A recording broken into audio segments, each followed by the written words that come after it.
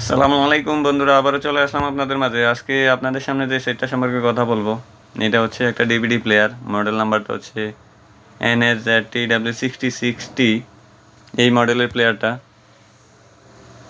তো এটাতে আজকে দেখাবো English version and non English ভার্সনের মধ্যে পার্থক্য, English version and Japanese version, English করার পরে কী কী সুবিধা থাকছে, আর ইংলিশ করার পরে ল্যাঙ্গুয়েজটা কতটুকু জাপানিজ থেকে ইংলিশে কনভার্ট হবে, ওইটাই দেখাবো। তো এটা হচ্ছে NSZTW66T, নিচেরটা হচ্ছে জাপানিজ ভার্সন, উপরেরটা হচ্ছে ইংলিশ ভার্সন। দেখেন, আমি দুইটাতেই ক্লিক করে দেখাচ্ছি আপনাদেরকে। প্রত্যেকটা অপশনে আমি ক্লিক করে দেখাবো কতটুকু ইংলিশ হবে ইংলিশ করার পরে।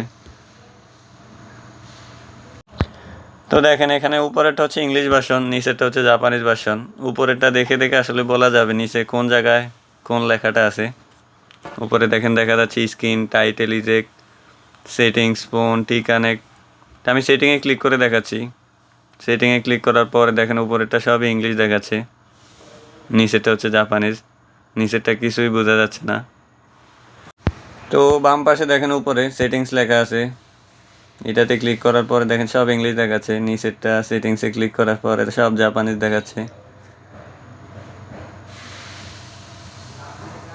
দেখেন এখানে সবগুলোই জাপানিজ। তো এবার আপনাদেরকে দেখাবো অ্যাডভান্স সেটিংসে কী কী আছে। দেখেন অ্যাডভান্স সেটিংসে ক্লিক করার পরে উপরেরটা, তারপর নিচেরটা, নিচে সবই জাপানিজ দেখাচ্ছে, উপরে সবগুলো ইংলিশ দেখাচ্ছে। তো আমি একটা একটা ক্লিক করে দেখাচ্ছি আপনাদেরকে। তো আমি একটা একটা করে প্রত্যেকটা অপশনেই ক্লিক করে দেখাবো। আমি আসলে মূলত দেখাতে যাচ্ছি ইংলিশ করার পরে ল্যাঙ্গুয়েজটা কতটুকু জাপানিজ থেকে ইংলিশে কনভার্ট হয়, ওইটাই মূল উদ্দেশ্য।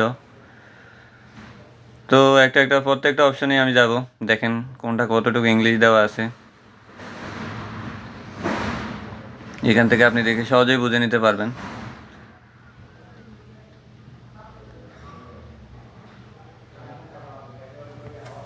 এখানে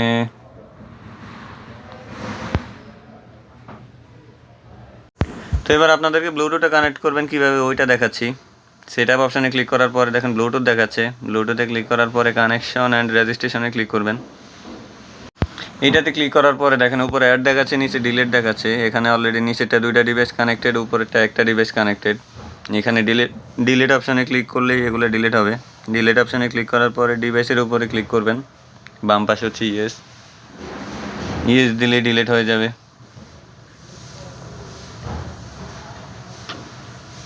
একটু অপেক্ষা করতে হবে। ডিলিট হওয়ার পরে দেখেন ডান পাশে কর্নারে উপরে অ্যাড একটা অপশন আছে, অ্যাডে ক্লিক করবেন। অ্যাডে ক্লিক করার পরে এই পর্যায়ে যখন আসবে তখন মোবাইলের ব্লুটুথ অপশানে গিয়ে ব্লুটুথটা অন করবেন। অন করার পরে স্ক্যান দিবেন। স্ক্যান দেওয়ার পরে কার মাল্টিমিডিয়া নামে একটা ডিভাইস নেম আপনার মোবাইলে যাবে, ওইটাতে ক্লিক করার পরে পেয়ার আসবে, পেয়ার দিলে কানেক্ট হয়ে যাবে। তো চাইলে আপনারা ব্রাদার্স অটো সার্ভিস থেকে ইংলিশ ভার্সন সংগ্রহ করতে পারেন যাদের এই মডেল প্লেয়ারটা আছে। তো আমাদের ঠিকানাটা হচ্ছে বারিধারা যে ব্লক 18 নম্বর রোড, এখানে আসলেই পেয়ে যাবেন। তো ভিউয়ার্স, আজ এই পর্যন্তই। পরবর্তীতে অন্য কোনো ভিডিওতে দেখা হবে। সে পর্যন্ত সবাই ভালো থাকবেন। আসসালামু আলাইকুম।